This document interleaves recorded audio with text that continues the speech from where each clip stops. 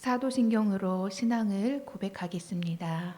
나는 전능하신 아버지 하나님 천지의 창조주를 믿습니다. 나는 그의 유일하신 아들 우리 주 예수 그리스도를 믿습니다. 그는 성령으로 잉태되어 동정녀 마리아에게서 나시고 본디오 빌라도에게 고난을 받아 십자가에 못 박혀 죽으시고 장사된 지 사흘 만에 죽은 자 가운데서 다시 살아나셨으며 하늘에 오르시어 전능하신 아버지 하나님 우편에 앉아 계시다가 거기로부터 살아있는 자와 죽은 자를 심판하러 오십니다. 나는 성령을 믿으며 거룩한 공교회와 성도의 교제와 죄를 용서받는 것과 몸의 부활과 영생을 믿습니다. 아멘. 찬송가 545장입니다.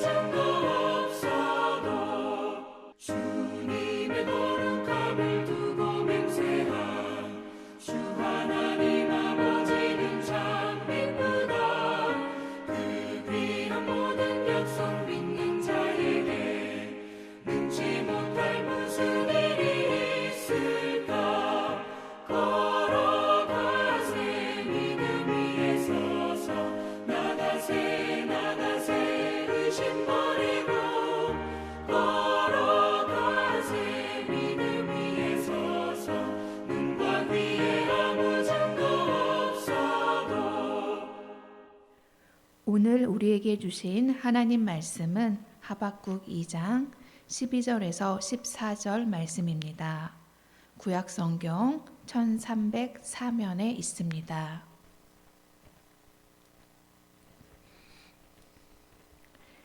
피로 성읍을 건설하며 불의로 성을 건축하는 자에게 화 있을진저 민족들이 불탈 것으로 수고하는 것과 나라들이 헛된 일로 피곤하게 되는 곳이 만군의 여호와께로 말미암음이 아니냐.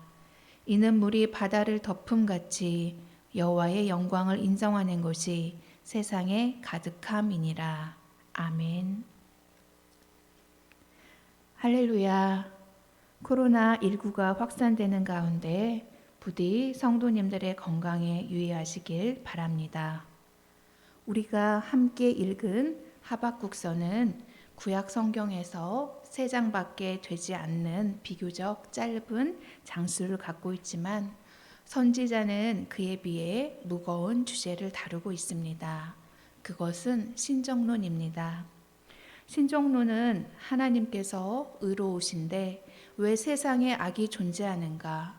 또는 하나님은 세상을 다스리시는데 왜 세상에서는 악인이 잘되고 의인이 고통을 받는가에 대해 질문을 합니다. 하박국은 이러한 질문들을 하나님께 드렸고 하나님은 하박국에게 응답해 주십니다. 오늘 우리가 함께 읽은 본문은 하나님께서 하박국에게 2번째로 응답해 주시는 부분입니다. 한국에서는 CCM 찬양 가사로 많이 불려지고 있기도 합니다. 이는 물이 바다를 덮음같이 여호와의 영광을 인정하는 것이 세상에 가득함이니라. 아멘. 그런데요, 이 표현에는요, 다소 어폐가 있습니다. 즉, 말에 결점이 있다는 것입니다. 왜냐하면 바다라는 단어 자체가 이미 물이 괴어 있는 지구의 넓은 곳을 가리키기 때문입니다.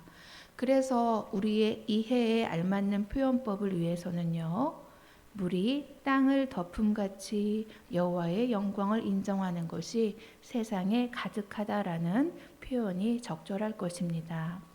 이처럼 이미 물이 땅의 표면을 덮고 있는 바다에 다시 물이 덮는다라는 표현은 어폐가 있다는 겁니다.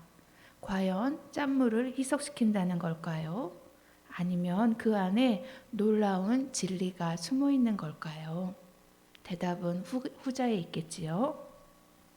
하나님이 말씀하시는 물이 바다를 덮는다라는 상징을 이해하기 위해서 하박국이 경험하고 있는 이스라엘의 현실을 살펴봐야 합니다. 하박국 선지자가 이스라엘에서 활동한 시기는 주전 6세기 612년에서 598년경입니다. 하박국이 크게 관심을 갖고 하나님께 호소하는 것이 있었는데요. 그것은 악인들이 활개치는 것과 하나님의 다스리심에 대한 것이었습니다. 하박국이 보기에 하나님은 악인들의 죄악을 벌하시지 않고 내버려 두시는 것처럼 보였습니다. 이스라엘 공동체 안에는 공의가 없어지고 있는데도 하나님은 침묵하고 계심으로 극도로 혼란한 사회를 그냥 보고만 계시는 것 같았습니다. 하박국 선지자는 이러한 상황들에 대해서 하나님께 2번 호소하였고 하나님께서는 그 호소들에 대해서 다 대답을 하십니다. 하박국 선지자가 하나님께 첫 번째로 호소하였던 내용이 1장 2절에서 4절까지 기록되고 있는데요. 제가 4절만 표준 세번역으로 요약해 보겠습니다. 율법이 해이하고 공의가 아주 시행되지 못합니다. 악인이 의인을 협박하니 공의가 왜곡되고 말았습니다. 하박국은 이스라엘의 악한 사회적 상황을 하나님께 지속적으로 호소하며 하나님의 응답을 기다렸습니다. 그리고 하나님께서는 그에게 응답하셨습니다. 그런데요, 하나님의 응답은 오히려 하박국의 마음을 더욱더 어지럽게 만들었습니다. 왜냐하면 하나님께서 이스라엘보다 더 악한 바벨론을 사용하셔서 이스라엘을 심판하실 것이라고 대답하셨기 때문입니다. 하나님께서 표현하시고 말씀하시는 바벨론의 악함은 이렇습니다. 그들은 사납고 성급한 백성이요. 그들이 폭력을 행하려고 오는데 사람을 사로잡아 모으기를 모래같이 할 것이요. 그들은 자기들의 힘을 자기들의 신으로 삼는 자들이라. 하박국은 하나님의 응답을 통해서 하나님이 이스라엘 가운데 여전히 역사하고 계시다는 것은 알게 되었지만 그가 보기에 더 악한 바벨론을 통해서 이스라엘을 심판하시는 것은 하나님답지 못한 해결처럼 보였습니다. 왜냐하면 악을 미워하시는 하나님의 성품과 일치하지 않았기 때문입니다. 하박국은 다시 하나님의 성품에 근거하여 호소합니다. 1장 13절 말씀을 제가 표준 세번역으로 읽어보겠습니다. 주께서는 눈이 맑으심으로 악을 보시고 참지 못하시며 패역을 보고 그냥 계시지 못하시는 분입니다. 그런데 어찌하여 배신자들을 보고만 계십니까? 악한 민족이 착한 백성을 삼키어도 조용히만 계십니까? 하박국은 하나님이 말씀하신 바벨론의 악함이 그 정도라면 그렇게 악한 바벨론이 비교적 착한 이스라엘을 삼키는 것이 올바른 해결책이라고 생각하지 않았습니다. 그것은 하나님의 질서, 하나님의 의를 실현하는 것이 아니라 단지 더 큰 악으로 작은 악을 대신하는 것처럼 보였기 때문입니다. 이러한 모습을 하박국은 이렇게 표현합니다. 1장 14절입니다. 주께서 어찌하여 사람을 바다에 고기 같게 하시며 다스리는 자 없는 벌레 같게 하시나이까. 이처럼 하나님께서 좀 더 큰 악으로 작은 악을 대신하시는 것은 악을 해결하시는 것이 아니라 더 큰 물고기가 작은 물고기를 삼키는 것처럼 오히려 악을 확장시키는 것처럼 보였습니다. 하박국은 하나님의 성품, 공의와 맞지 않는 이런 하나님의 답변을 듣고 다시 질문하였고, 하박국은 그 질문에 대한 하나님의 답변을 다시 기다렸습니다. 하박국은요, 하나님의 응답을 기다리면서 이렇게 말합니다. 2장 1절 말씀인데요. 제가 실감나는 표현을 위해서 공동 번역으로 읽어드리겠습니다. 내가 던진 질문에 무슨 말로 대답하실지 내 초소에 버티고 서서 기다려 보리라. 눈에 불을 켜고 망대에 서서 기다려 보리라. 하나님이 마치 하박국에게 약점이라도 잡힌 것처럼 보입니다. 하박국은 하나님의 변명이라도 들어야 속이 시원할 것 같은 모습을 보이고 있습니다. 그런데 우리 하나님은요, 좋으신 하나님은 다시 하박국에게 자세하게 응답하십니다. 하나님의 두 번째 응답은요, 2장 22절에서부터 20절에서 길게 하십니다. 특히 14절을 통해서 이렇게 말씀하십니다. 이는 물이 바다를 덮음같이 여호와의 영광을 인정하는 것이 세상에 가득함이라. 아멘. 여호와의 영광, 곧 하나님의 의로우심을 인정하는 것이 이스라엘 땅만이 아니라 온 세상에 가득할 것이라는 말씀입니다. 바로 하나님께서 이스라엘만 다스리시며 이스라엘만 심판하시는 분이 아니라 이방 나라를 다스리시고 이방 나라까지 심판하시는 분이라는 말씀입니다. 하나님은 온 세상의 주님이시기 때문에 바벨론을 심판하실 것이라고 말씀하시는 겁니다. 하나님께서는 마치 하박국에게 이렇게 말씀하시는 것 같았습니다. 하박국아, 너는 나를 이스라엘의 악의 문제만을 묻는 신으로 알고 있었느냐? 나는 더 큰 신이다. 나는 온 세계를 다스리는 여호와 하나님이로다. 이렇게 말씀하시는 것 같았습니다. 성경은 이러한 모습을 물이 바다를 덮음같이라는 상징으로 말씀하십니다. 그렇다면 물이 바다를 덮음 같다는 이 표현은 어떤 의미가 있을까요? 먼저 히브리인들에게 바다라는 이미지는요, 그것이 의미하는 바는 하나님이 없는 것 같은 세상의 혼돈과 무질서를 상징합니다. 반면에 이스라엘이 물이라는 상징을 사용할 때는 그것이 의미하는 바는 하나님의 은혜, 하나님의 성령을 말씀합니다. 그래서 물이 바다를 덮는다라고 할 때 이스라엘 사람들은요, 하나님이 처음 창조의 일을 시작하시기 전 땅의 모습을 묘사한 창세기 1장 2절을 떠올린다고 합니다. 창세기 1장 2절은 이렇습니다. 땅이 혼돈하고 공허하며 흑암이 깊음 위에 있고 하나님의 영은 수면 위에 운행하시니라. 아멘. 창세기 1장 2절은요, 세상이 창조되기 전 혼돈과 흑암 가운데 있는 바다를 하나님의 성령이 덮고 운행하시는 모습을 말씀합니다.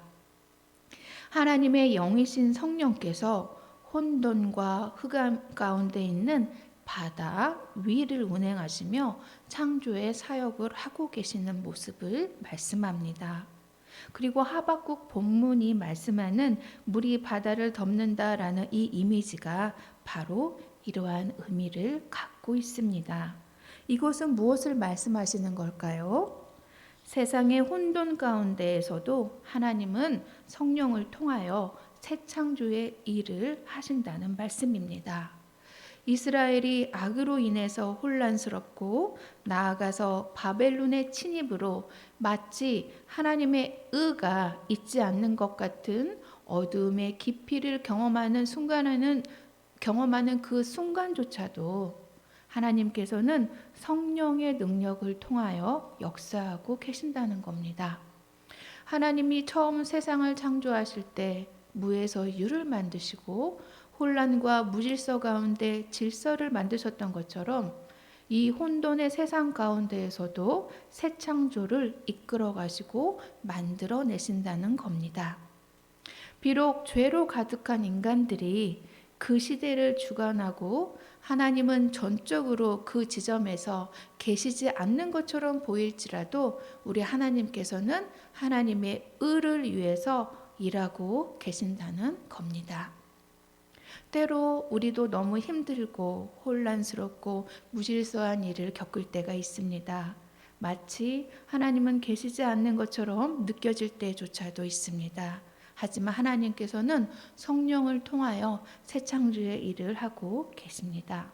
하나님은 생명의 영이신 성령을 통하여 혼란의 바다 같은 세상에서 하나님의 의를 이루어가고 계십니다.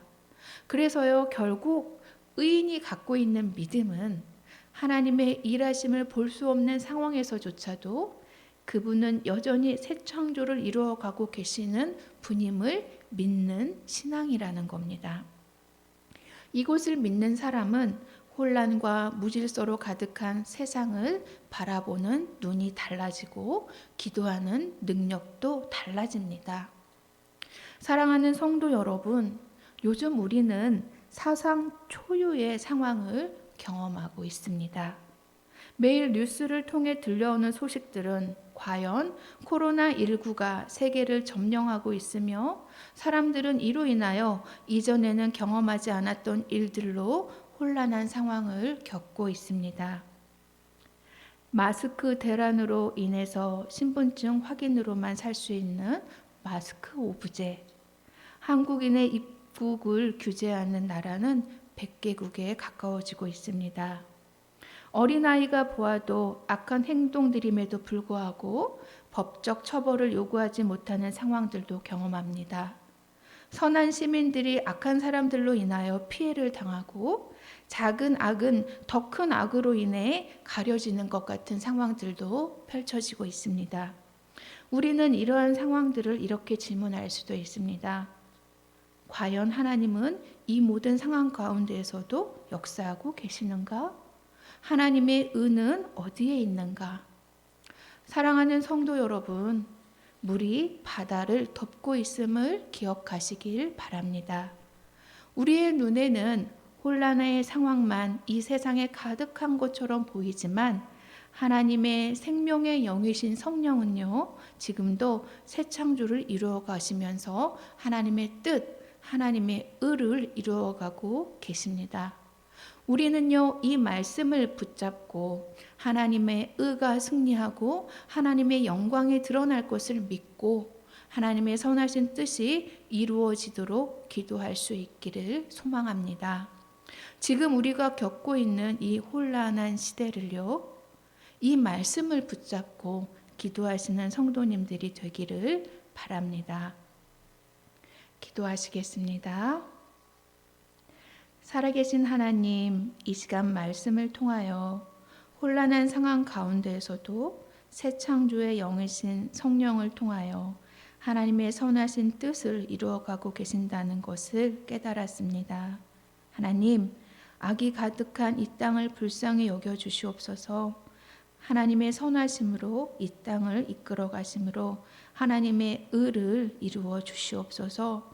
교회들마다 깨어서 이러한 하나님을 바라고 의지하며 기도하게 하시옵소서. 코로나19가 빨리 종식될 수 있도록 도와주시고 일선에서 수고하는 의료진들의 건강을 지켜주시고 방역으로 애쓰는 손길을 기억하여 주시옵소서. 부정적인 언어들이 우리의 입술에서 제거될 수 있도록 도와주시고 하나님의 역사하심을 인정하는 믿음의 고백들로 가득 채워 주시옵소서. 예수님의 이름으로 기도합니다. 아멘. 찬송가 543장입니다.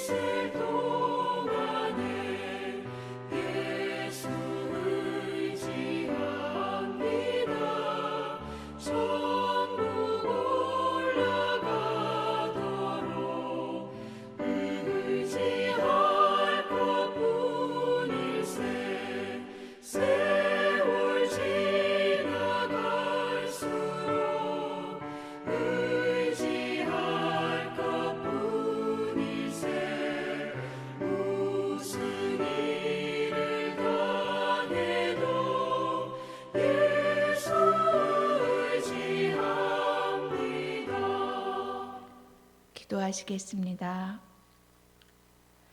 이제는 예수님의 은혜와 하나님 아버지의 사랑과 성령님의 교통하심이 우리가 혼란스러운 상황을 경험할지라도 그 모든 상황을 잠잠히 덮고 운행하시는 새 창조의 영을 고백하며 나아가기로 다짐하는 성도들과 그 가정 위에 영원히 함께 하시길 간절히 축원합니다. 아멘.